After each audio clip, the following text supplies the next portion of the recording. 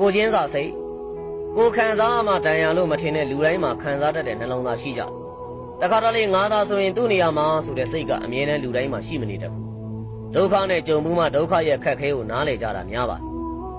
အမှန်ဒီဆိုပေမဲ့အကျိုးအကြောင်းမသိလျော်ရင်ဘယ်အမှန်တရားကိုမှလူတိုင်းလက်မခံနိုင်ကြဘူးကိုယ်တိုင်ရောသူ့နေရာမှာဝင်ခံစားကြည့်ဘူးလားလူဆိုတာလူသားဆန်တတ်ရတယ်လူစည်းဆိုတာရှိရဘသူမုံမုံကိုမှန်နဲ့ထင်နေလို့မရကိုချင်းစာစိတ်ငတ်တာမှရေတခွေခံစားမှတန်ရလို့မထင်တဲ့လူတိုင်းမှာခံစားတတ်တဲ့ရှိသည်ဖြစ်စေမရှိသည်ဖြစ်စေတန်ဖိုးတခါတလေငါးသားဆိုရင်သူ့နေရာမှာဆိုတဲ့စိတ်ကအမြဲကိုချင်းစာတတ်ချင်ရင်စာများများဖတ်ဒုက္ခနဲ့ကြုံမှုမှဒုက္ခရဲ့ခက်ခဲကိုနားလည်ကြတာများပါတယ်